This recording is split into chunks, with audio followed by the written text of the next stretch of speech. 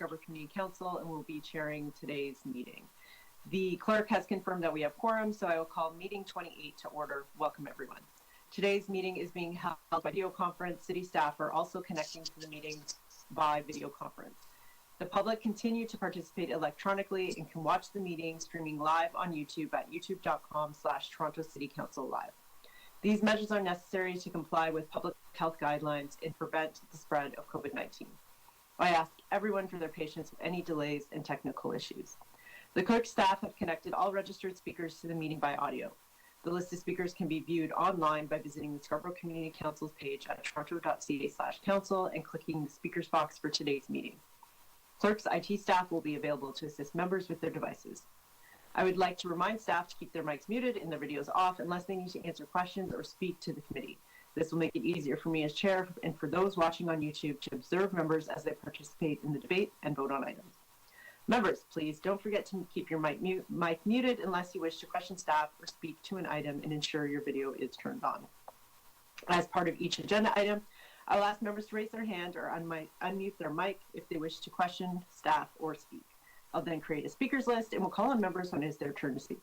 When voting on an item or motion, I ask that members ensure their video is on and raise their hand to indicate their vote.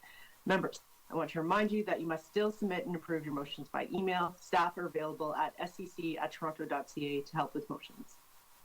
Although we are in different locations and meeting remotely today, the committee would like to acknowledge that the land we are meeting on is the traditional territory of many nations, including the Mississaugas of the Credit, the Anishinaabe, Chippewa, the Haudenosaunee, and the Wendat peoples, and is now home to many diverse First Nations, Inuit, and Métis people. We acknowledge that Toronto is covered by Treaty 13 with the Mississaugas of the Credit. Are there any declarations of interest under the Municipal Conflict of Interest Act? If you have an interest, please raise your hand or unmute your mic and indicate the item number and the nature of the interest. Seeing none, may I have a motion to confirm the minutes of our last meeting on October 15th, 2021? Councillor Lai, all those in favor? All those opposed? The minutes carry. I understand from the clerk that we have 3 new businesses. May I have a motion to add them to the agenda? Councillor Mantis, thank you. We can now go through the items. Item SC 28.1, final report 2446A, 2450 Kingston Road rental housing demolition application, Ward 20. I will hold as there are 2 deputants on this item. SC 28.2, final report 3850 and 3900 Shepherd Avenue East and 2350 to 2362 Kennedy Road zoning bylaw amendment and draft plan of subdivision applications, Ward 22. Councillor Mantis, but I will hold as there are deputants. SC 28.3, request for directions report, 1891 Eglinton Avenue East, official plan amendment and zoning bylaw amendment, Ward 20. Councillor Crawford. I can move staff recommendations. Thank you. Councillor Crawford is moving staff recommendations. All those in favor? All those opposed? That item carries. SC 28.4, preliminary report, 180 and 260 Brimley Road, official plan amendment, zoning bylaw amendment, lifting of a holding provision, and draft plan of subdivision applications, Ward 20. Councillor Crawford. Yeah, I have a quick motion to expand the notification area. There we go. Okay, Councillor Crawford's moving a larger area on that. All those in favor? The amendment. All those opposed? That item carries. Sorry, just give me 1 minute. I've been kicked out of CMP here.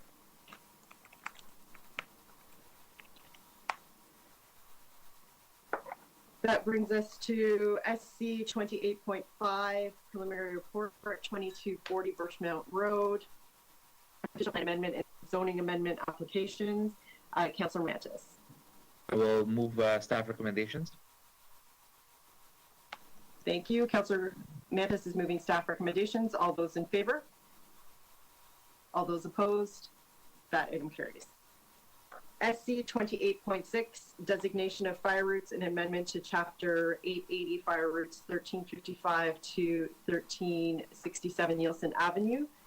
This is in my ward, Ward 25. I'm happy to move staff recommendations. All those in favor? All those opposed? That item carries. SC 28.7, designation of fire routes and amendment to Chapter 880 fire routes 785 to 799 Milner Avenue, Ward 25. I'm prepared to move staff recommendations. All those in favor? All those opposed? That item carries. SC 28.8, designation of fire routes and amendment to Chapter 880 fire routes 4100 Shepherd Avenue East. Councillor Mantis? I'd like to move staff recommendations. Councillor Mantis is moving staff recommendations. All those in favor? All those opposed? That item carries. SC 28.9, construction staging, 3070 Ellesmere Road, Ward 25. Councillor Ainsley? I have an amendment I would like to move as a quick item. Okay. Simply adding, taking out local business improvement areas because I don't have one, and adding property management of all residential buildings located on Mornell Court, or it should be in Mornell Court, and community groups in advance of any physical road modifications at the cost of the developer. Okay, thank you. All those in favor of Councillor Ainsley's motion amendment? Thank you. All those in favor of the item as amended? That item carries. That brings us to SC 28.10, compulsory stop control, Cranston Manor Court and Senator Boulevard, Ward 24. Councillor Ainsley? I will move the recommendation. All those in favor of staff recommendations? All those opposed? That item carries. SC 28.11, pay and display parking, Kingston Road, Ward 20. Councillor Crawford? Thank you, Madam Chair. Staff have asked me to defer this for one more month. There's some technical issues they have to resolve. Okay. Do we need to display that? Not sure.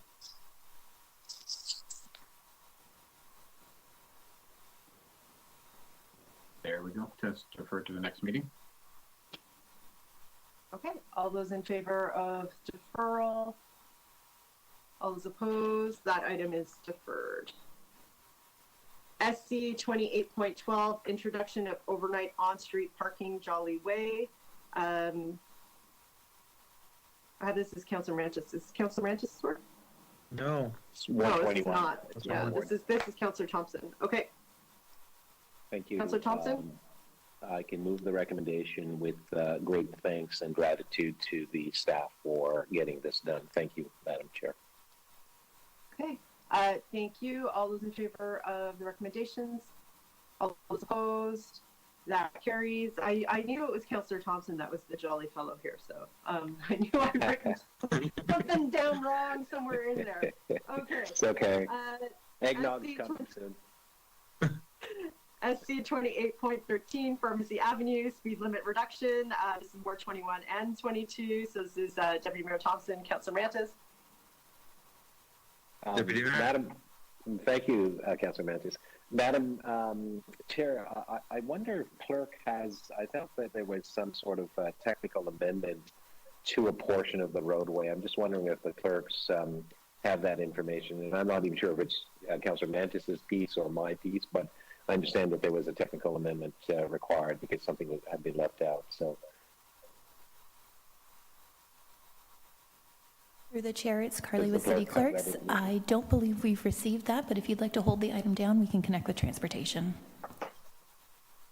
Sure. Okay. Nick, you understood there was some technical. Yes, there was. Okay. It's in the recommendation. It's Yes. to reduce the speed limit from 50 to 40 on Pharmacy between Shepherd Avenue East and the point approximately 40 meters south of Wishing Well Drive at the south intersection. And the second amendment is to reduce the speed limit from 50 to 40 between Alreda Crescent and the point approximately 50 meters north of Shandon Drive. Right, but I understand it wasn't really reflected in the recommendation as it was supposed to be. So I wonder if the clerks can maybe just talk with staff and see if we can sort that out before we move on. So we can hold that down as Councillor Mantis has indicated, Madam Clerk. Thank you. Okay. So we'll hold SC 2813, SC 28.14, application for fence exemption 3 Ingrid Drive. As Councillor Ainsley, I'm going to move the second recommendation. Okay. All those in favor of option 2? All those opposed? That item carries. SC 28.15, application for fence exemption, 715 Milner Avenue. This is in Ward 25. I'm prepared to move option 2 to grant the fence exemption. All those in favor? All those opposed? That item carries. SC 2816, this is a presentation from Dr. Sorensen, who is joining us today, so I will hold. SC 28.17, new business. Councillor Lai, would you like to introduce this item? Yes, please, Madam Chair. This is about the, as indicated in my letter, is about the speed humps on Pitfield between McCowan and Brimley. We did a poll. The clerk's department did a poll and a formal poll, and 100 households returned, and 2/3 were in support, but it was just a little bit shy of the overall requirement. So I'm just moving recommendations that we will, despite of the just a little bit of shy of the requirement, I would move that we'll install the speed bumps as recommended. Okay, thank you. The item was displayed last evening, so we had a chance to look at those. All those in favor? All those opposed? That item carries. The next new business is Councillor Crawford. Would you like to introduce your item? Introduce and move the recommendations, please, just for it to prohibit standing on Glasgow Avenue, my ward. Okay, likewise, that one was displayed last night. All those in favor? All those opposed? That item carries. That brings us to SC 28.19. This is, and hopefully the clerks can update the title. It's missing an E on reopening of SC 2418, improving safety on Rouge Hills Drive. So maybe we can fix that. This is a technical amendment from staff, and I realized it was just posted this morning, so maybe we can just pull this up so people can see it, and that way we can release it.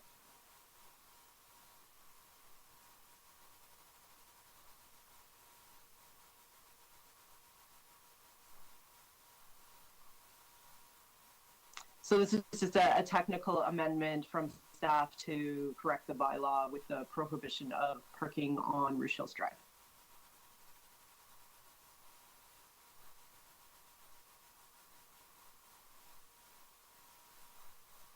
Okay. All those in favor? All those opposed? That item carries. Okay, that brings us back to the top of the agenda, and our first item is SC 28.1 final report, 2446A, 2448 to 2450 Kingston Road rental housing demolition application. In Ward 20, we have 2 deputants. The first is Sean McGaffey, senior urban designer and planner with Walker Knott Drag Civic Associates Limited. Sean, are you online? I am, Councillor. Thank you. And you have 5 minutes. Thank you. Thanks. I'll try to be relatively brief here, other than to say that we have been working with staff on this application and the associated application at 2380 Kingston Road, which is the location where the proposed replacement apartment building will be constructed. The 10 dwelling units currently on the subject site of 2448 to 2450 Kingston Road will be fully replaced within this new apartment building, as well as 29 new rental apartments will be constructed within that building. So with that, I would just like to say that my client and myself, Mr. Finley McEwen, is also on the line, and we are in support of the staff recommendations on this file and look forward to moving it expeditiously towards construction. And we understand we'll be working with staff to release NOAC shortly to allow for the replacement construction to commence. And happy to answer any questions from any of the members of Community Council here.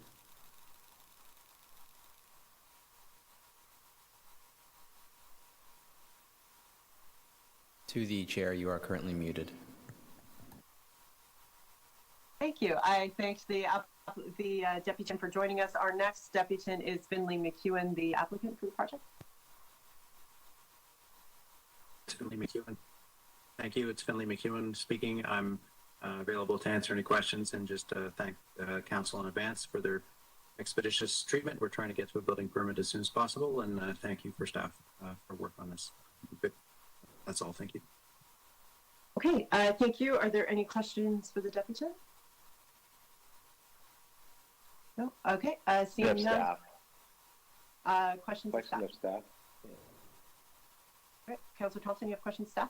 Yeah, just wanted staff to explain to us the process. This is a rental housing that's being demolished as part of the application. So can you just go through the process that you have outlined in order to work with the applicants in order to address the issue with respect to those who are residing there in the area? Sure. Good morning, Councillor. This is Kieran Matthews Hunter from City Planning and Housing Policy speaking. Through the chair, so the applicant has submitted an application to demolish the existing rental housing at 2448 to 2450 Kingston Road and replace the units off-site down the street at 2380 to 2382 Kingston Road. And so the applicant is planning to build that replacement building prior to demolishing the existing buildings, so tenants will be able to move directly down the street. And are the tenants going to pay the same rent that they're currently paying at this current location?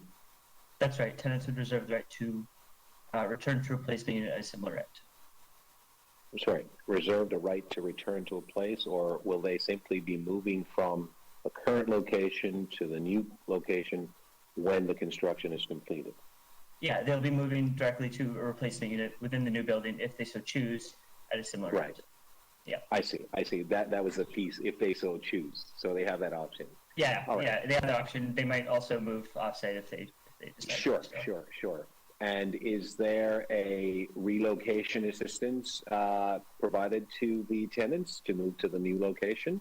Is there a cost to them, or is the applicant picking up the cost for the move? The applicant is picking up the cost. So we, as part of our policy, we have a tenant relocation assistance plan. The tenants would all get a moving allowance to move down the street. They would get 6 months notice, which is in addition to the notice period under the RTA. And then also assistance with moving at personal effects if they so need from the applicant. And then as part of the tenant relocation assistance plan, we have a backup plan.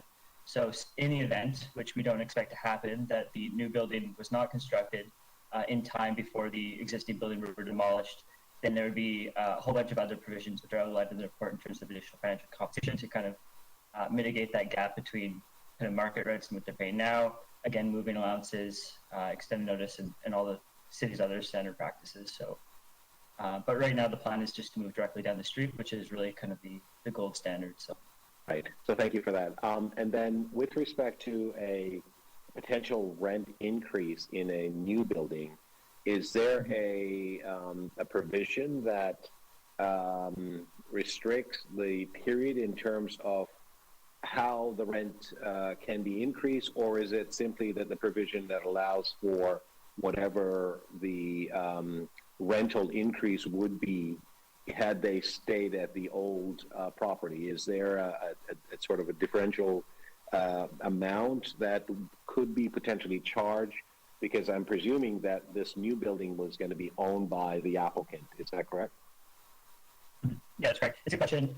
So under the Residential Tenancies Act, right now, the provincial guideline that kind of restricts rent increases doesn't apply to new buildings constructed after November 15th, 2018. So what the city does with replacement rental units is we, effectively apply that guideline to the new units, even though it doesn't have the guideline with respect to it under the Residential Tenancies Act. So tenants will be protected by the guideline until their tenancies end under the agreement that would be registered on title to the lands. So they'll be protected until their tenancy ends. This is based on the agreement that they have with respect to their leasing agreement? So what is the definition? It's the respect to the agreement between the city and the applicant, so our Section 111 agreement that's registered on title to the site. So we basically regulate those rent increases through our rental housing demolition application process. But is there a specific period of time that that regulation is allowed, or is it infinite, infinite, or is it how does until length of time? until the tenancy ends. So under our policy, we restrict rents at the affordable level for a period of 10 years. So if a tenant vacates the unit, that they can't raise rent above that affordable rent threshold. But after that 10-year period, if a tenant continues to reside in the dwelling unit, they're protected by guideline increases until their tenancy ends. Fantastic. Thank you very much. Thank you, Madam Chair. Those are the questions I wanted to ask. Thank you. Thank you, Deputy Mayor. Any additional questions? Okay, speakers on the item. Councillor Crawford. Yeah, thank you, Madam Chair, and thank you, Councillor Thompson, for asking those questions. Those are important questions when we're looking at rental replacement. I have been dealing with a number of applications in my ward with regard to rental replacement over the last little while. It was new to me until about a year ago, and I've been on this journey of looking at the rights of tenants and rental replacement units in buildings. And the questions that, as I said, Councillor Thompson brought up were on point. But what staff said, this is an example of a gold standard of how things and how developers should be doing. And we would like to see them happen when they're doing developments. The biggest challenge, I mean, as was already mentioned, ensuring that we have secured rents for a period of time, ensuring that there's costs for moving and, you know, moving out and moving in, which we're doing. But the biggest challenge that many residents feel, tenants feel, is it's in that process of construction. So they have to leave within about 6 months of construction. They tear the building down. It takes 2 to 3 years for them to build a new building. And they're left trying to find rentals somewhere, you know, ideally in the community, but it's not always a guarantee. And they're compensated for it. But a lot of people just want to stay in the community. They don't want to move too far away, whether they have kids or not. And what we've done with this application is they're actually going to be building a building just down the street, about 100 yards away. And these tenants will be able to move back into that building. So they're going to stay in the community. There's going to be really no cost impact to them. In fact, and then they get to have a brand new building. These are, of course, buildings that are existing right now are tired, old, and I think this is just the way we should be doing it for developers. So I want to thank the developers and the applicant for really thinking about that. They've worked very closely with the tenants, and all the tenants, by the way, are very supportive. So we've already had conversations with them. And they are supportive. I mean, the vast majority probably will move in, but some may decide to move out based on the sort of financial incentives that are there. But regardless, this is really how we should be doing this as a community, as a city. And I just want to thank the applicants for really, you know, looking at the tenants' concerns first and ensuring that they have a proper kind of way to live. So I'm fully supportive of this, and I think it'll be a great opportunity for, you know, some people in the community to upgrade to something even nicer than what they have now. Thank you, Councillor Crawford. Any other speakers on this item? Okay. All those in favor of the recommendations? All those opposed? That item carries. That brings us to SC 28.2, final report, 3850 and 3900 Shepherd Avenue East and 2350 to 2362 Kennedy Road. We have 2 deputants on this one as well. The first deputant is Lindsay Dale Harris with Boostfield. Lindsay, are you on the line? Yes, can you hear me? We can hear you. You have 5 minutes. Okay, thank you very much indeed. Good morning, Madam Chair and members of the committee. My name is Lindsay Dale Harris, and I'm a partner of Bousfields. And Bousfields is the planning consultant for North American Development Group with respect to their application that's before you today at 3850 to 3900 Shepherd and 2350 to 2362 Kennedy Road. I'm joined remotely with members of the North American consulting team who are available if you have any to answer any questions that you might have. I'm speaking in full support of the recommended zoning bylaw and draft plan, which is before you today, and I will be brief. First of all, I'd like to thank staff for all their work in bringing forward the recommendations which are before you today. In June 2019, almost 29 months ago to the day, this council unanimously approved an official plan amendment for the redevelopment of the Agincourt Mall. And that official plan amendment included a very detailed SASP, which provided for the transformation of the mall site over time into a complete mixed-use community. This community will truly be a location where people can live, work, shop, and play. Importantly, the SASP not only set out maximum densities and heights for the mall, but very specific requirements with respect to built form, the public realm, that will be the new streets, new public parks, new POPs, new POP connectors, phasing, and importantly, the provision of community benefits which will ensure that a complete community is in fact built. With respect to phasing, we recognize that the community will develop over time, and this is secured through the Section 37 provisions which are set out in the report before you today. A relocated Walmart will be included as part of the first phase, and the new Frills will continue to operate until phase 3. It's going to remain in place until a new location is constructed. With respect to the provision of community benefits, North American has committed to providing a substantial number of affordable housing units in excess of 270 for 40 years. That's much longer than the typical requirement for affordable housing, through the Open Doors program, a new daycare center, additional community agency space, and money for public art. Your staff have worked very hard indeed under quite difficult circumstances to bring forward the zoning bylaw which is before you today, which includes these very fulsome Section 37 provisions, and to make sure that the official plan amendment that you approved unanimously will be built. COVID, the lockdown, virtual schooling, and virtual meetings have not made anyone's life easy. Not for the applicant, not for staff, not for the community, and not for councillors. A very big thank you all around for your work, for your participation, and your support. As I stated at the outset, the applicant is in support of the recommendations put forward by staff in the final report and in the supplementary report. We will continue to work with city staff to refine the zoning bylaw to address any technical and stylistic issues prior to the enactment of the final bylaw, and we will work with staff to finalize the draft plan of subdivision conditions. My colleagues and I are very happy to answer any questions that you have, and thank you again. Thank you for your deputation. Are there any questions of the deputants? Councillor Lai. Thank you, Madam Chair. Through you, thank you for the presentation. I just wanted to ask about the retail space now, as opposed to the new development. Can you give me, put me into perspective of how much retail space that we have now, and then how much is going to be with the new development, please? I'm going to have to check on how much we have now.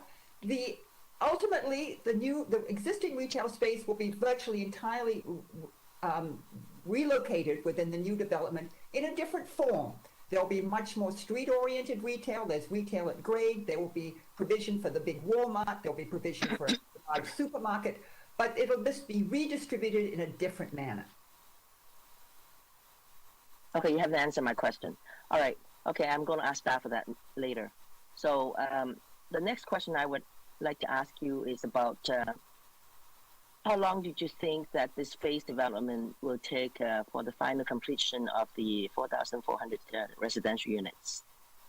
Oh, that's really a question for the applicant. As we all know, development is very subject to market. It is proposed to develop it over time and expeditiously. So we're looking probably at a 15-year timeline, but I can't guarantee what the timeline will be. Okay, that's good enough. Thank you. Thanks so much. Madam Chair, those are my questions. Thank you, Councillor Lai. Are there any additional questions? Okay, seeing none, thank you for your deputation. That will bring us to our next deputant, Matthew Schuman with McCarthy Teatral. Hopefully I said that right. Matthew, do we have you on the line? Yes, good morning, Madam Chair, members of Community Council. I'm speaking to you this morning on behalf of the owner of the medical building adjacent to these lands right on Kennedy Road. The address is 2330 Kennedy. This is a little bit unusual. The official plan amendment for these lands that was passed by council in 2019 specifically refers to my client's lands and private easements, as well as the property on bonus. And our concern is that the proposal before you today doesn't actually follow through on some of the promises in those official plan policies, in particular to provide parking spaces for the medical building that are currently provided, and to ensure the servicing and continued truck movements once the new development comes forward. And that's both during construction and once the development is built out. In particular, the parking spaces are an easy example. The non-residential parking spaces in the proposal and set out in the staff report are based on what's needed for the new development, but don't take into account the existing parking that's secured for this neighboring site. So I'm here today to say that our client is definitely in favor of this redevelopment going forward, but has some concerns that its operations would be interfered with, and that there would be a potential concern for existing uses that are in the area now. That's the sum total of it. So I'm available to answer any questions you may have. Okay, thank you for your deputation. Are there any questions of the deputants? Deputy Mayor? Through you to the deputant, Madam Chair. So there is not sufficient parking on the land that is associated with the medical building, and they're then utilizing parking on the adjacent property. Is that what I heard you say? That's correct. So the medical building and the mall lands were originally one site. Okay. And the parking requirements for the medical building are from an earlier time when parking rates were higher.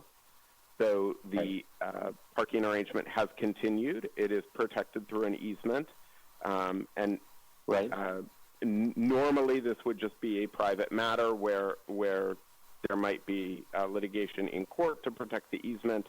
In this case, the official plan language takes those easements into account and asks this applicant to protect those rights and account for those rights. And are you suggesting that those rights are not being protected as part of this application? Yes, the residential parking space the non-residential parking space numbers proposed by staff would support the uses on the mall lands, but don't take into account the additional spaces for the existing medical center uses. And how many additional spaces are we talking about? We're talking about an additional 191 spaces that are in the easement. 191 spaces in the easement that the medical building has, as part of a provision, would have access to? Yes. That's correct. Okay. And how many doctors are in the building?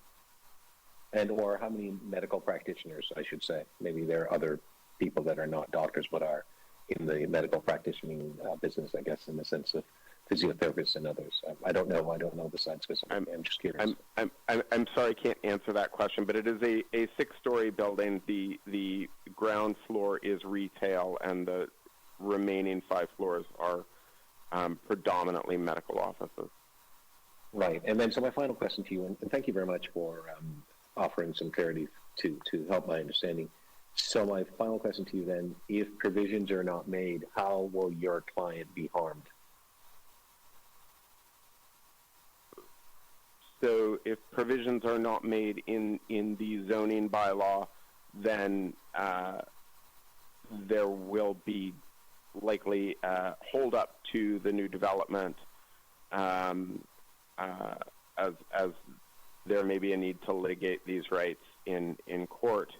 And the medical center relies on these parking spaces not for the tenants and their staff, but for their patients.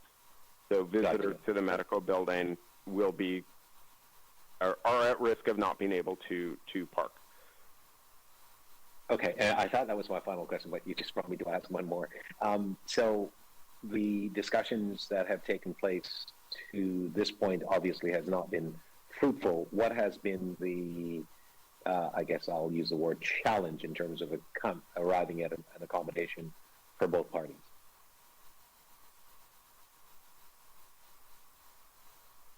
As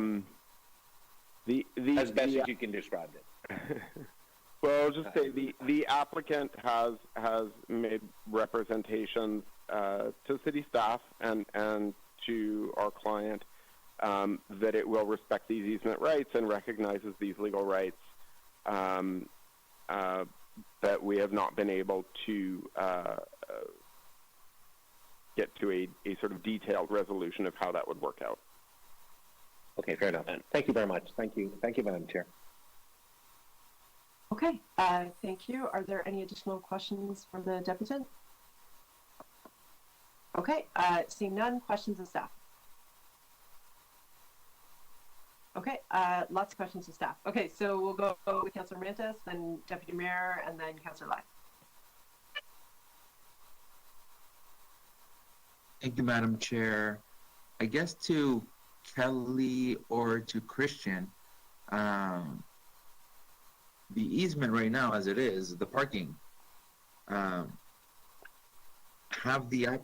if the applicant doesn't come to a resolution, I guess, with the medical building, is there enough parking spaces on the site that would still accommodate if there wasn't a specific agreement done by the two parties? I'll handle that through the chair. The easement matter, as the deputant referenced, the applicant is still proposing, or not even proposing, will be honoring those easement rights. They are on title. In reviewing the application, there is the access necessary through the easement to an underground parking garage, which is under the 2330, the medical office building, which contains 100 spaces. Much like the remainder of the redeployment of the site, all parking will be underground when the site is built out. And when you apply briefly a parking rate as we're applying to the site to the building, which is likely reflective of its usage, only 140 spaces would be required to service the medical building. And while there are only 100 on site, when you look at the adjacent blocks to be redeveloped, both in an interim phase, as the applicant proposes, and in a long-term phase, there is a significant amount of commercial parking with the adjacent block that would be accessible through this easement lands adjacent to the medical building. And in review by staff would be,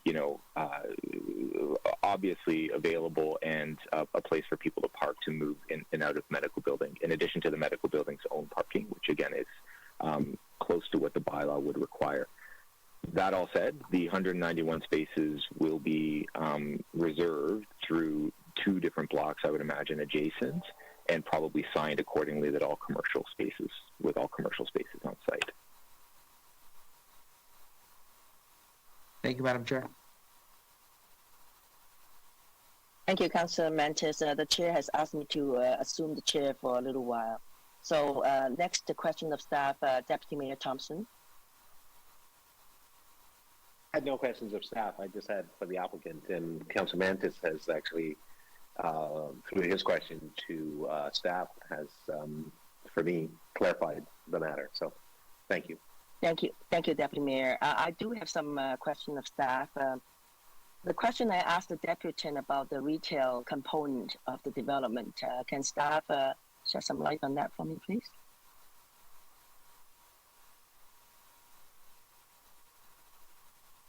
About the existing and then about the new development. The total. Sorry, Kelly, you may be on mute.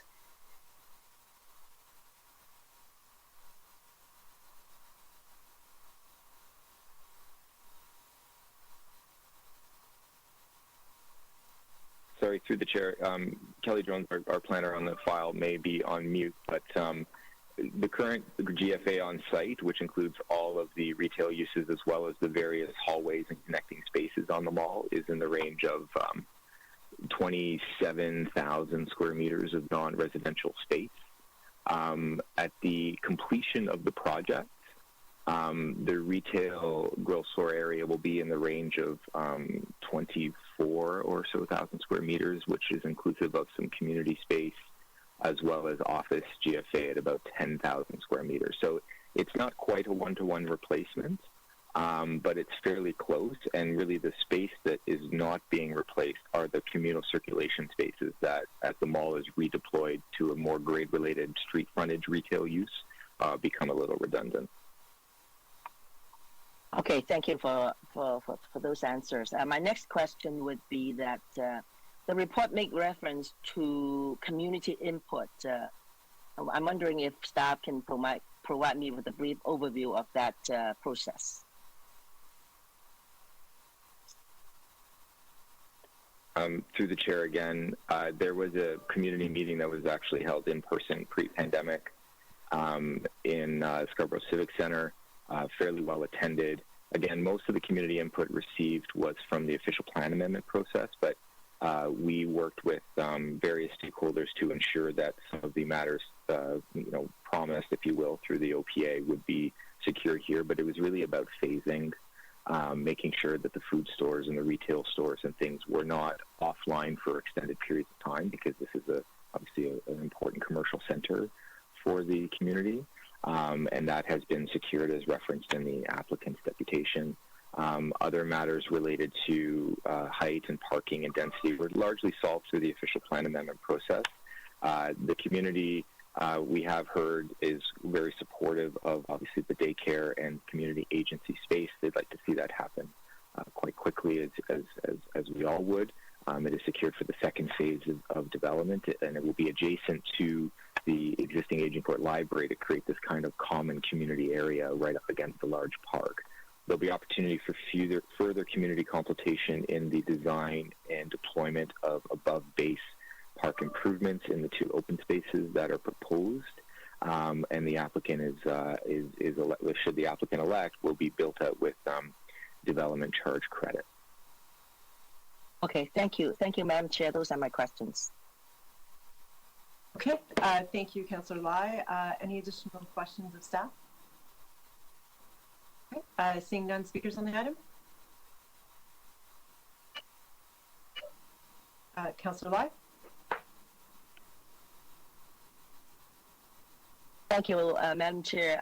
First of all, I'd like to thank staff for working, especially the Scarborough Community Planning staff for working very hard for this file. The reason I ask those questions is because, I do have a similar application in my ward, and I just wanted to understand the process better.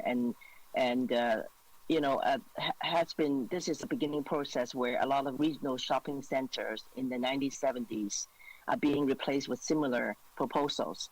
And I just wanted to thank the local councillor, your predecessor as well, by supporting this, because it's very important that we have the community benefits that we are seeing. And I'm happy. I think some of the question I asked about retail was, my residents are a little bit concerned about the retail component being lost, because we're just in the neighboring ward. We shop there and Aging Court Mall quite often, and that's why I'm happy to hear that a lot of these, especially now it's post-pandemic, we don't really need that much retail. But I'm very happy to hear that some of these component has been turned into community space, which is what we lack in the area. And I wanted to commend the applicant and the consultants by working together with the city, because it's all about collaboration and partnership that we address the issues of our residents. And having said that, I will be glad to support the recommendation. Thank you. Okay, great. Additional speakers? Okay, there is a supplemental report recommendations to move. Madam Chair, before just moving the recommendations, I would like to thank City staff Kelly Jones and Christian Ventresca for doing amazing work on this file. It's a file that is the second largest community development after Celestica in the city of Toronto. And they've been able to have 20% affordable housing, which is a very large number, knowing that it's going to be there for the next 40 years. And I know that we are having a lot of community space on the site, but with the other developments that are going to be happening in the area in the future, we will be able to have more amenities for the community and for everyone to enjoy. So I would like to thank them personally for everything that they have done. And now I'd like to move the supplementary report with the motion.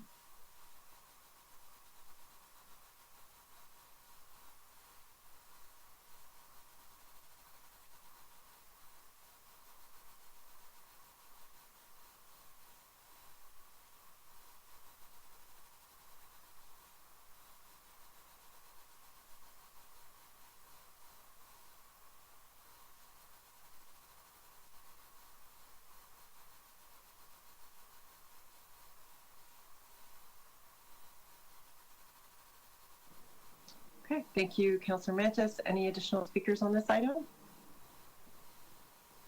Okay, so first we can vote on the recommendations in the supplemental. So all those in favor? Any opposed? That item is carried. And then on the item as amended, all those in favor? All those opposed? That item carries. Okay, that brings us back to SC 2813 Pharmacy Avenue. I just want to check if the amendment is ready. We are good to go, Madam Speaker.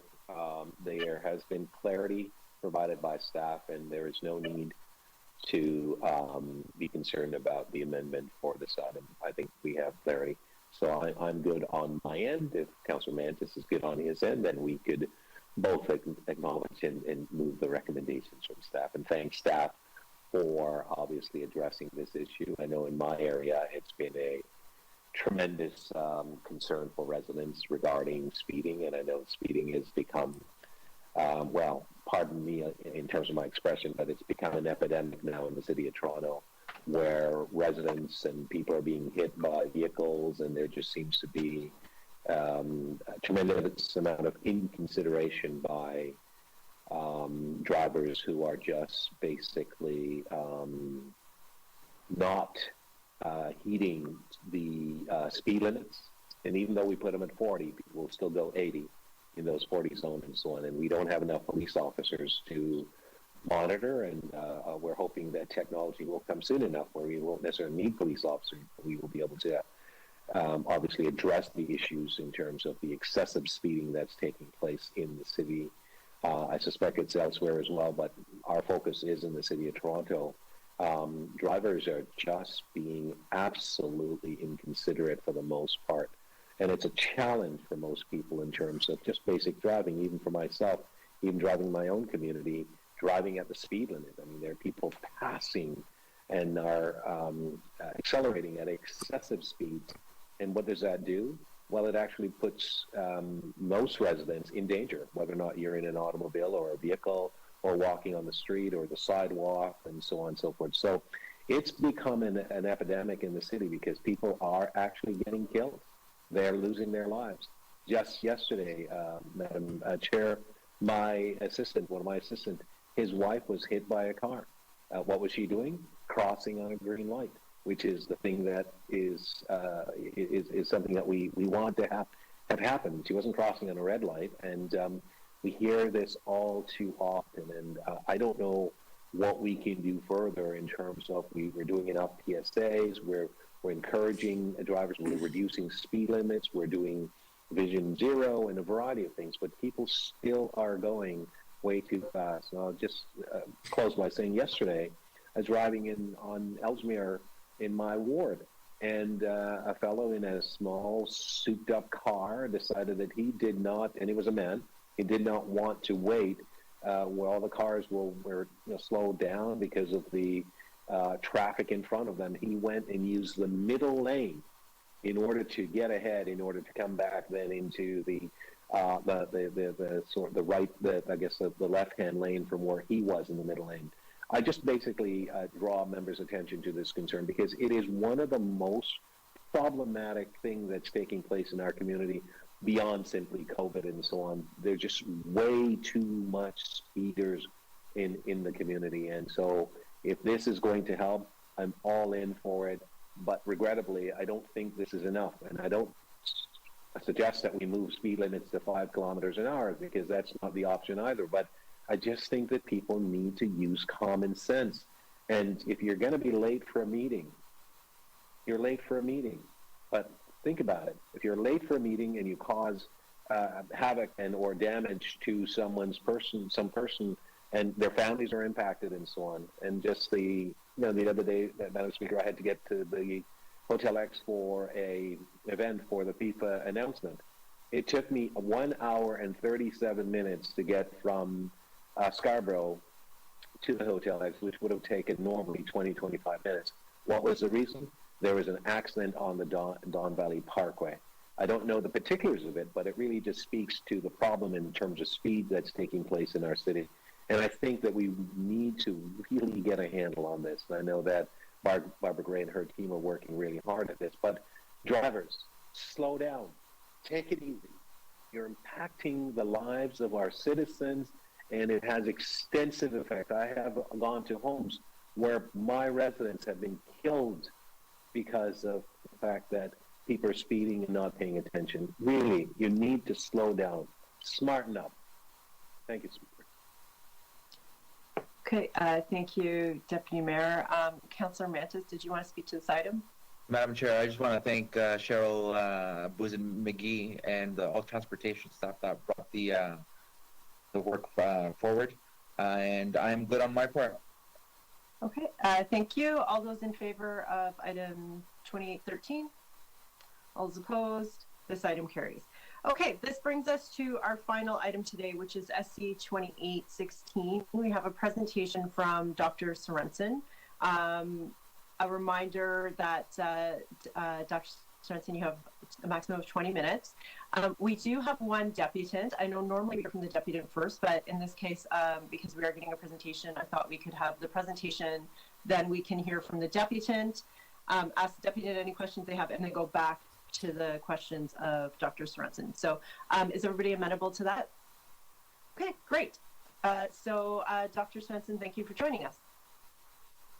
Okay, can you hear me? I can hear you. Oh, good. Thank you so much for inviting me here to talk with you today. It's a great honor to contribute to this discussion. The report that I and my students published in October is available online, so I'm not going to go through it in detail today. If you Google Scarborough Opportunity Report, the top hit is a link to our report. The research and discussion of the opportunity available in Scarborough is set out in detail there. The issue that we're discussing today is one of crucial importance for the future of Scarborough and of Toronto. The question is, how can we ensure that Scarborough becomes a safer place with less risk of serious injuries and deaths in automobile collisions, especially those involving pedestrians and cyclists? Our infrastructure encourages, and just as important, so we need to ensure that our infrastructure encourages, and just as important, no longer actively discourages walking and cycling for an increased share of trips. We need to ensure that our infrastructure contributes to better health outcomes through reduced pollution and more active mobility.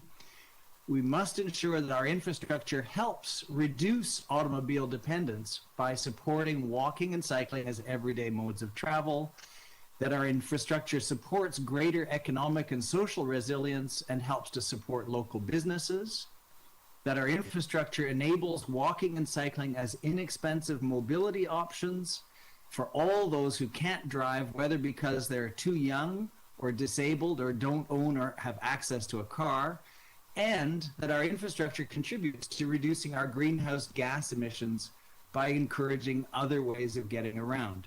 Scarborough was designed and built in a different era. The 1950s and 60s were a time when most people believed that cars were the future of transportation. Cars were cheap, gasoline was cheap, and land was cheap. Creating transportation systems that enabled mass automobile use with some buses for those who couldn't drive seemed to make sense. We are no longer living in that world. We are now in a climate emergency. A major part of the necessary transition to a different way of building cities and getting around them is to encourage walking and cycling as attractive and safe ways of getting around. There were always major problems with the automobile-dependent approach to building cities and suburbs that is exemplified in Scarborough today. And those used to be much easier to overlook. But with growth of the region, we have gradually realized that this model of using automobiles for most trips resulted in ever worsening road congestion as the city region grew larger. Congestion is estimated to cost the GTA over $6 billion per year today, and that cost is projected to more than double by 2030. We need to shift as many trips out of cars as possible, and the greatest opportunity to do that is by encouraging walking and cycling as a share of all trips, and walking and cycling to access public transit for longer trips. Vision Zero policies have documented the huge cost in deaths and serious injuries in Toronto, with Scarborough ranking highest per capita in serious injuries and deaths precisely because our dangerous roads that are designed for car movements and not for people's safe mobility. Our arterial roads actively suppress walking and cycling because they're dangerous and unpleasant and badly designed. They were designed at a time when nobody was expected to walk and cycling was for kids. People's safety was sacrificed to enable faster throughput of cars. This is no longer a viable approach to the design of our streets, which represent the majority of public space in the city. We also have to reduce car travel to reduce greenhouse gas emissions. Transportation is responsible for about 37% of emissions in the Toronto region. The City of Toronto has admirable climate change policies and targets. The city's current Transform TO goal is that 75% of all short trips, those of less than 5 kilometers, will be by walking and cycling by 2050. Currently in Scarborough, 69% of all short trips are by car. We have a long way to go to shift the majority of short trips from cars to walking and cycling, but in Scarborough, we've barely even started. 2050 is only 29 years away, and there's talk of accelerating that target to three-quarters of short trips by walking and cycling to 2040. So that's only 19 years away. We are unlikely to even reach the 2050 target if we don't accelerate our efforts to rebuild our infrastructure. We know that Toronto has made a lot of progress in building cycling infrastructure over the last 5 years. Certainly more than during the 10 years before that or the 20 years before that. And the city is gaining expertise in designing and building high-quality infrastructure for pedestrians and cyclists. But almost all of that is in the downtown, in the old city of Toronto, which was already much easier to cycle in with its finer grid of smaller streets and higher densities and mix of land uses. It's also important to note that there are several important projects being built in Scarborough today, including the rebuilding of Port Union Road as a complete street with cycle lanes and better designed intersections and sidewalks, and eventually when the Eglinton Crosstown is completed, the redesigned street with LRT and cycle lanes and redesigned intersections will be an important improvement. Also, the completion of the Meadowway from Rouge Park to Victoria Park Avenue will be a major gain. More is promised in the proposed next 3-year near-term plan. What is still missing is an overall plan for a comprehensive network of improved cycle paths and pedestrian infrastructure that shows how and where all of these projects will connect together in a network that includes the whole of Scarborough. The main recommendation of our report is that the city must start work on that overall network plan for the whole of Scarborough. It's not enough to build a bunch of scattered projects and hope that eventually they will add up to a network. especially when half of them end up being demolished within a year or two anyway. It's also not enough to rely on obsolescence and necessary repairs and rebuilding of roadways to build a network of complete streets, especially when most rebuilding projects result in reproducing exactly the same automobile-dependent street designs that allocate no space to bicycles and have the same skimpy sidewalks and wide curb radii that enable high-speed right turns. We need a plan for a comprehensive network of cycling and pedestrian infrastructure for all of the reasons I've mentioned, especially the need to enable, instead of discouraging walking and cycling trips, to support public health, to reduce collisions, and to reduce automobile dependence. A comprehensive plan is also needed because Scarborough is on the brink of major amounts of redevelopment and intensification, as we were just hearing about the Agincourt Mall. The projects along the Eglinton Crosstown and the Golden Mile are going to be just the start. All of the shopping malls with their thousands of surface parking spaces have been bought by developers, and many have already approved permits for massive intensification with condominiums. The extension of the Line 2 subway to Scarborough Town Centre and Shepherd Avenue is going to take a while to build, but that is likely to trigger the transformation of Scarborough Town Centre with new development. It will be incredibly important for all of these processes of redevelopment and intensification that a comprehensive long-term plan for active transportation networks, including not just cycling infrastructure, but also better and safer pedestrian infrastructure, exists for the whole of Scarborough. A network that connects neighborhoods to commercial areas and to bus stops and rapid transit stations. A plan and network that shows where the bike share locations will be, the stations will be located, and that promises adequate bicycle parking at rapid transit stations. A plan that encourages and supports the clusters of small destinations like restaurants and shops, strip malls and dentist offices, drugstores and community centers and fitness facilities that provide destinations for walking and cycling trips. A network plan is needed that will help to deliver the streams of pedestrians and cyclists who will allow those enterprises to thrive. A plan that encourages walking and cycling to school, makes it safe, and helps to build bicycle parking at schools. A plan that links together major destinations like the Scarborough Hospital Network hospitals, Centennial College campuses, and the University of Toronto Scarborough campus. I believe that the most important location for active transportation infrastructure is the arterial road network, and as that is where most utilitarian trips will always be. The trips to stores, to work and school, to transit stops, trips to restaurants and coffee shops. Scarborough has a major opportunity to create a complete network of active transportation infrastructure, including both protected cycle paths and widened and safer pedestrian networks, in part because our arterial roads have extremely wide rights of way. Unlike the downtown, where streets are much narrower, major arterials in Scarborough are mostly 36.5 meters wide and often have 5 to 6 meters on either side, currently devoted to grass buffers. For many of these corridors, it will be possible to add cycle lanes and better sidewalks without removing traffic lanes or even changing the curb line. This will make it much less expensive to build and makes it unnecessary to wait until the next major rebuild. The priority should be to build as much of the improved network as quickly as possible to create meaningful and safe alternatives to driving and improve access to transit systems. Finally, the off-road network also presents a major opportunity for Scarborough. In downtown Toronto, most streams and creeks were buried and put into pipes in the 19th century.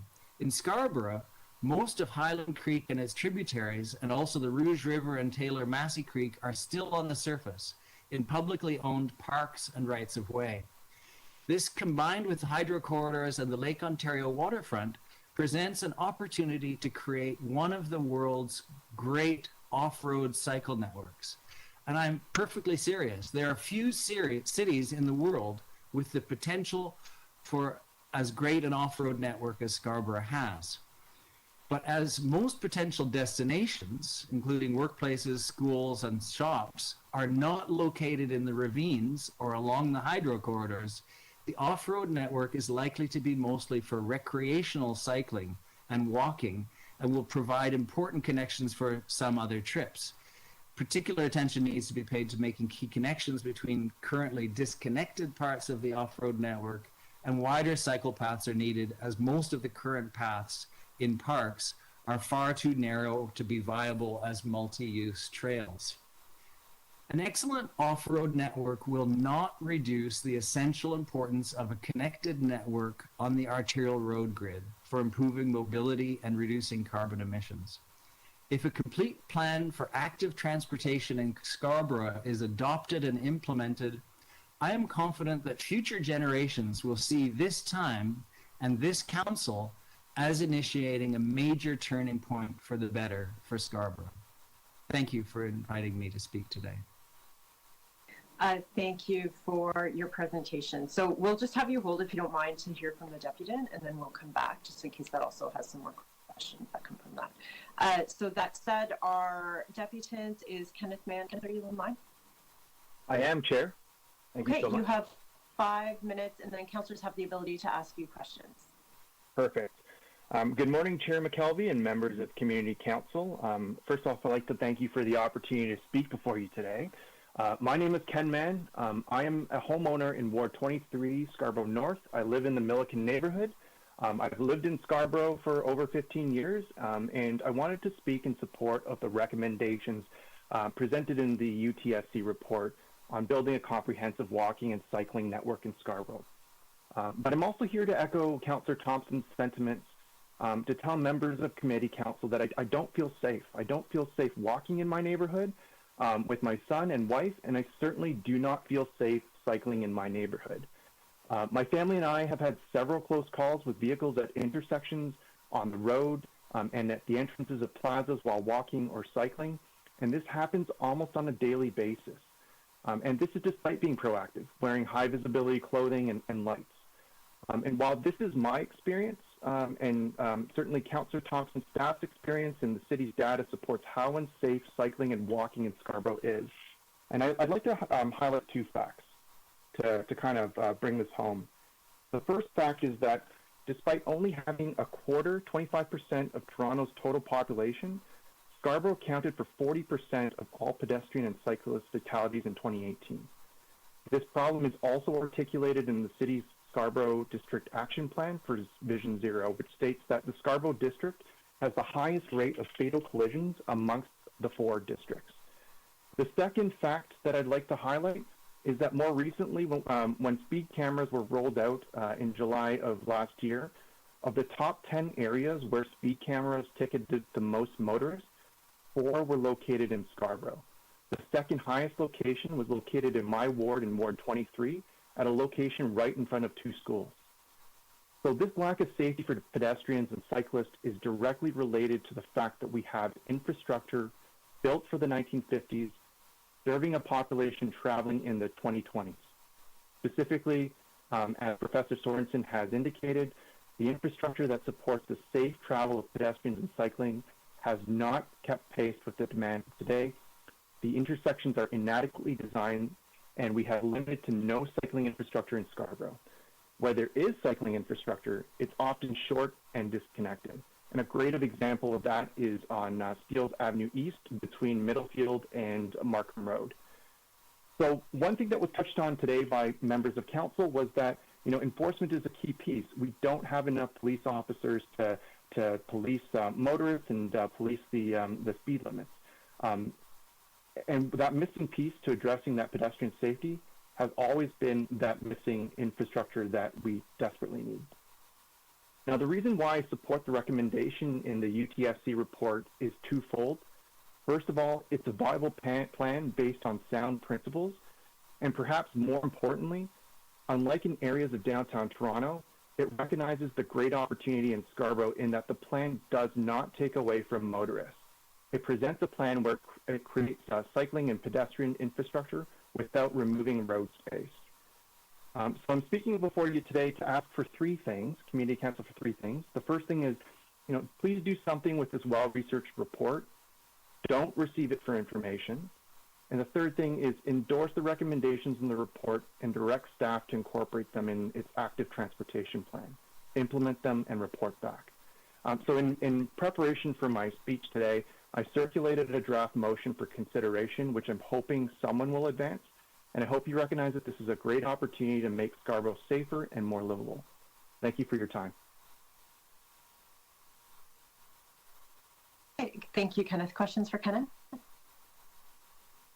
Okay, I will let you know that we also, just so you're aware, talked about this at the Infrastructure and Environment Committee, and we have a report back coming from city staff to disposition the recommendations that are in Dr. Sorensen's report. So we will be seeing this again with staff's comment on that, and then so we'll have the opportunity then to advance some of those initiatives. Okay, seeing no additional questions from councillors, questions for Dr. Sorensen?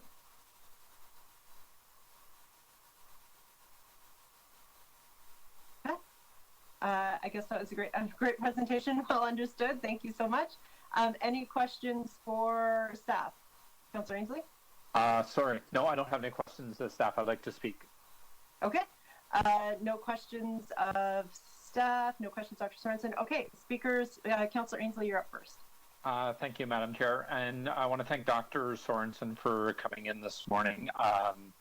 My lack of questions, both to himself and to staff, I want to make it quite clear, doesn't illustrate my lack of interest or how important this report is that Dr. Sorensen and his students did. I did move a request and it was granted, and I had Dr. Sorensen come into our transportation committee and talk about this report. And I asked a lot of questions then.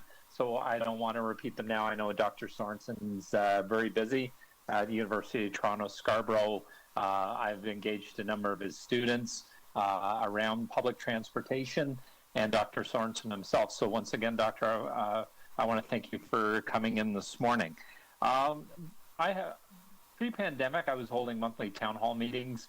I've been holding them virtually during the pandemic. And the number one concern or issue, and it doesn't matter what area in my ward, it's speeding. It's speeding, it's everything from speeding, motor vehicles rolling through red lights, stop signs. One of the things I've done during the pandemic is I've been going out for daily walks to try and lose some pandemic weight. And more often than not, I see what I call the Scarborough slide, where cars roll into crosswalks. Their first concern seems to be looking for other cars and not looking for pedestrians. And I think that needs to change. It's a glaring issue here in Scarborough. I think that when it comes to cycling infrastructure, we don't have enough. And the cycling infrastructure that we do put into place needs to be done in a much more comprehensive manner.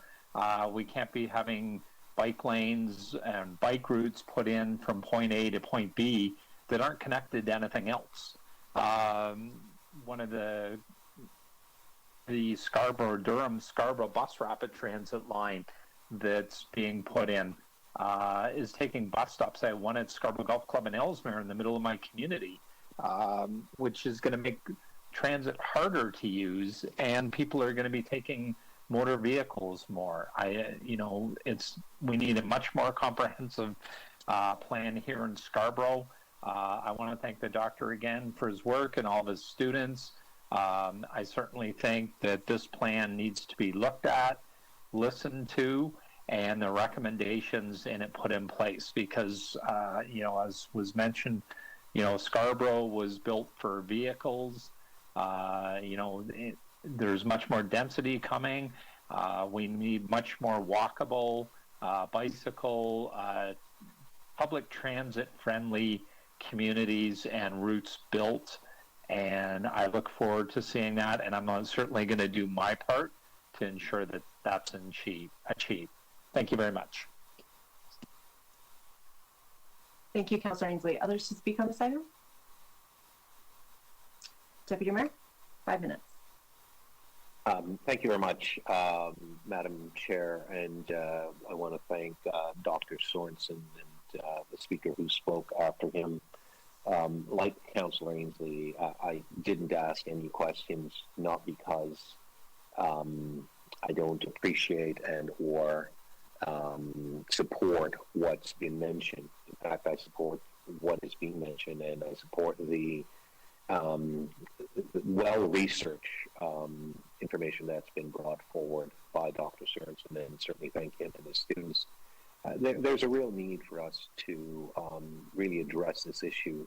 I think the speaker indicated it was 40% of the traffic occurrences and so on that have happened, but I think the number is actually closer to 45%. Whether or not it's 40 or 45%, it's a high number, and it actually has consequences and so on. I can tell you, many years ago, we had a situation at Warden and Lawrence where a young mother was killed, and fortunately her husband was able to act quickly and move the stroller of the baby that was there as part of the family. And I, at that time, went on a campaign and we worked with the provincial governments about, red light cameras, and there were all these legalese as to obviously why we as a city couldn't do it, but we needed the provincial approvals and I had to go with legal to the province to meet with them and so on. And of course, eventually that happened.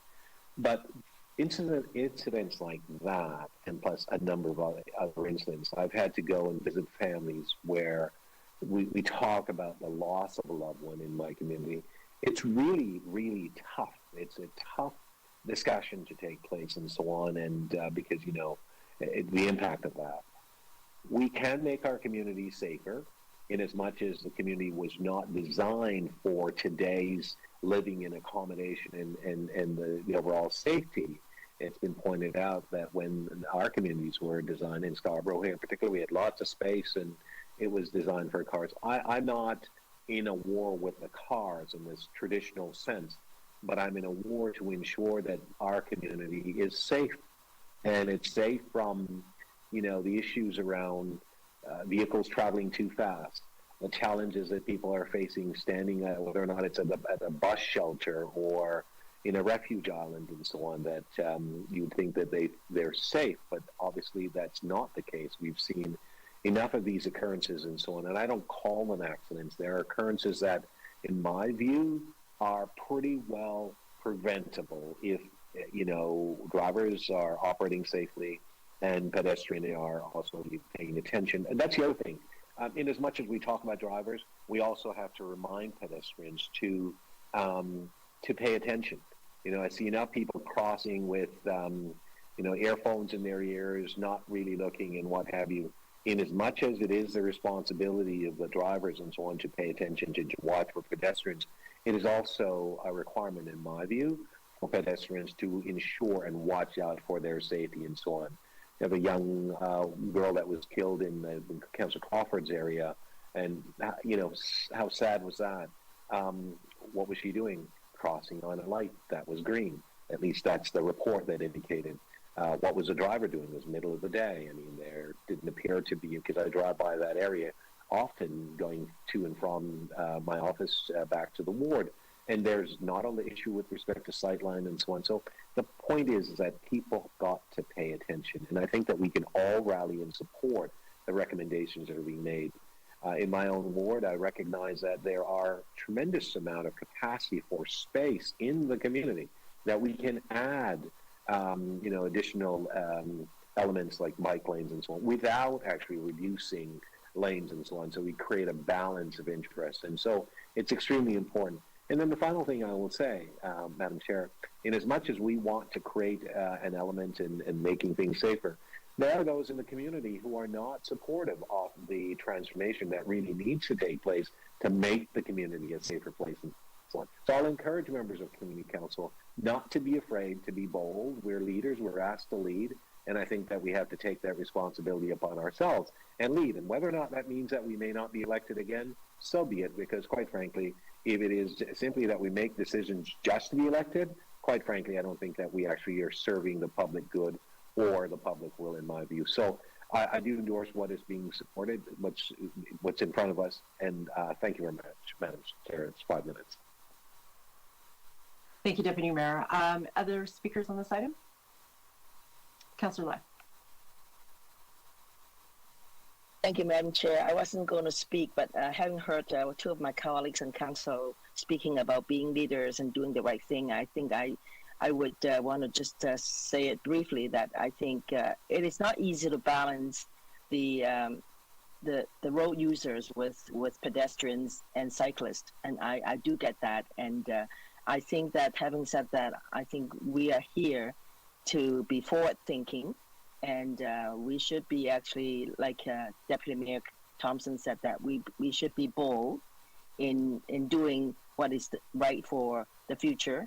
And I will actually invite my residents. They do not support any kind of a bike infrastructure. I did a survey previously, earlier this year, and I would love to, share the report of Professor Sorensen in my e-newsletter, and hoping that they will start to think a little bit differently, and going forward we're going to solve this problem of pedestrian and community safety. Thank you. Those are my remarks, Madam Chair. Thank you, Councillor Lai. Additional speakers? Councillor Benson.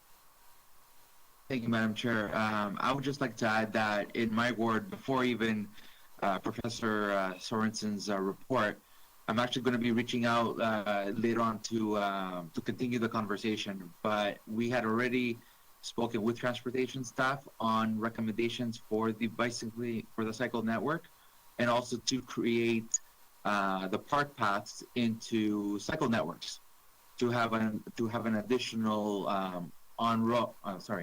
off-road cycle network in Scarborough Agent Court. So I would like to thank everyone, and thank Professor Sorensen for his report and presentation. Okay, additional speakers? Councillor Crawford. Make it unanimous with everybody. I do want to thank the doctor for coming today to have the conversation with us. And really looking at, when I look at, and I think we've all mentioned that, we all know our wards, we know our communities quite well individually.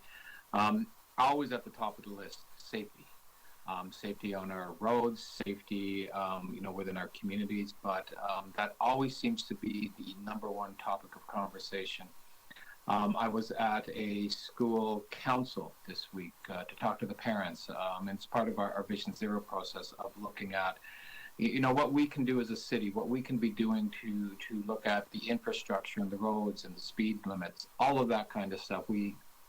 And colleagues, as you know, we've done incredible investments in Vision Zero over the last number of years, and we're going to continue to do that and do more. But when you're looking at the kind of partnerships that have to happen, when you're looking at, as the comment I made, we can do a lot, but we can only do so much.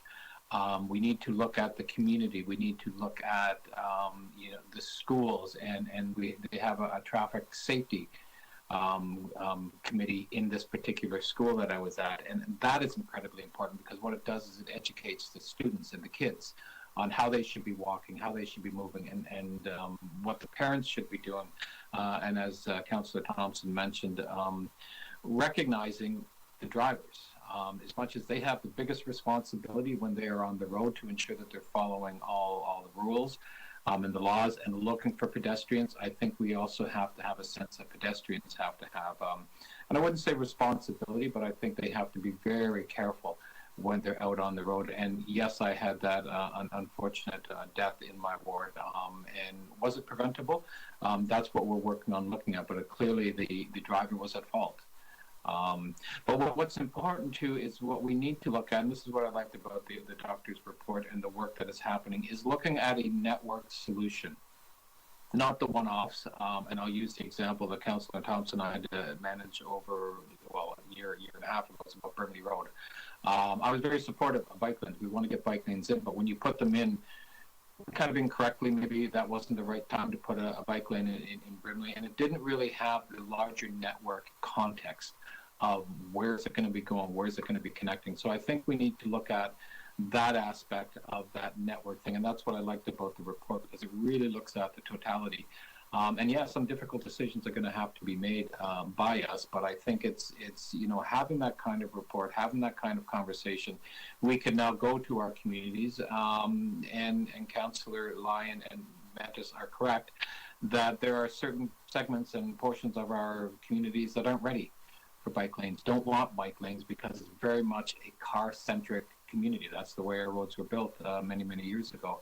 But the city is changing. I'm seeing that as I drive downtown over the last 5 to 10 years. I'm seeing more bikes on the road. I'm seeing more bike people and walking paths and all of that. But we need to recognize that it needs to happen. We just can't do it all at once. We need to have a real strategy on bringing them out. And as one example that will be coming to council is the idea of expanding the network on Danforth. Right now, we're going to be bringing it right up to Victoria Park, which is at the border of Scarborough. But to take that east onto the other side of Scarborough is a real challenge for a lot of community people.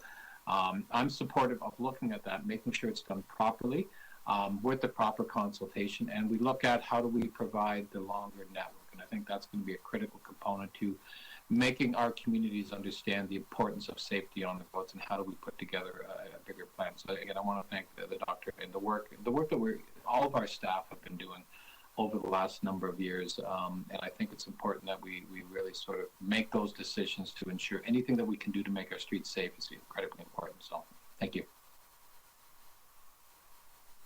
Okay, thank you, Councillor Crawford. I think that just leaves me to speak. Thank you, Dr. Sorensen, for coming in today. Staff have said that they can display the motion from IEC. So Councillor Ainsley and myself worked on this to bring this forward, asking for staff to come back and disposition the report and give us comments. So this has already been passed. Maybe you can scroll up. Great. So there will be a presentation in Q1 of next year from staff, and they will report its number 2 specifically, if we can slide down a bit. So staff will come back to talk about the long-term plan for Scarborough Cycling Network, disposition the recommendations in the report Scarborough Opportunity, summarize the current extent and usage of bike share in Scarborough and the plans for its expansion, and outline next steps and opportunities for public consultation on Scarborough's cycling network. So we will be seeing this again, and staff I know are here listening today. I know they've also sat down with Dr. Sorensen, and I think we're looking forward to the recommendations that come forward. I also want to point out that the Cycling Network Plan 2021, so the plan for next year is coming to IEC on December 2nd, and the 3 years, the next phases of the network plan are there.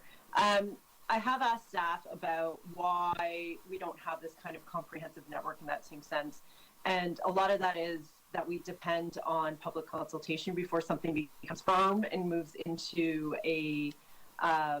into the plan.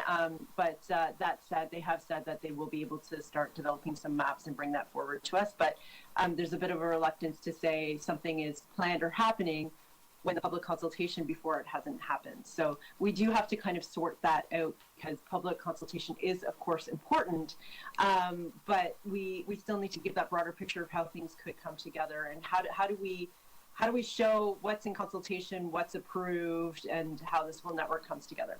I do finally just want to say that next year in our community, Port Union Road is being expanded, and it is going to have bike lanes added that will be raised up on the curbs, so they are going to be separated.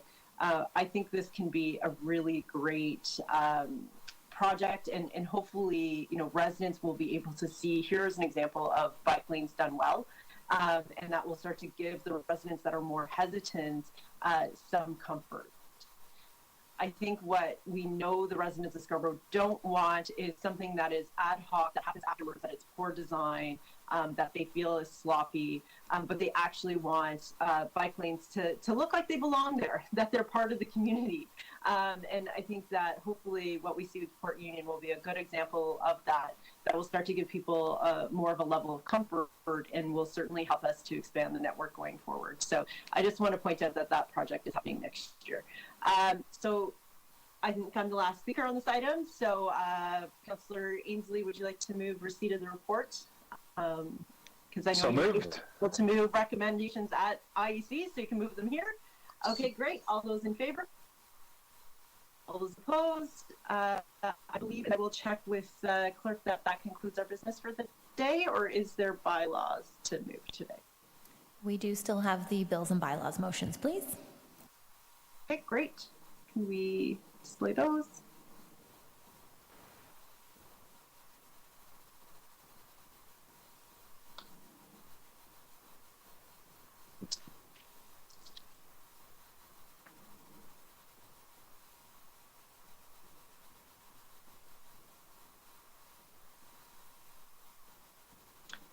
That Scarborough Community Council pass and declare the bylaw bills 957 to 966 prepared for the November 26, 2021 meeting 28 of Community Council. Can I have somebody move that? Councillor Ainsley. All those in favor? All those opposed? Any additional bills or bylaws?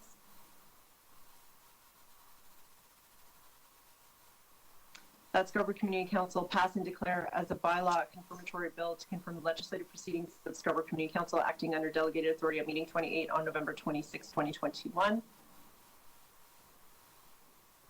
I have somebody move that? Councillor Lai, all those in favor? All those opposed? That item carries. Are there any other bills, bylaws, motions, business, anything to attend to? No, that concludes our business today. Okay, thank you so much, everybody. Happy Friday. Bye. Thanks, everyone. Happy Friday, everybody. Enjoy your weekend. Thank you, everyone. Have a nice weekend.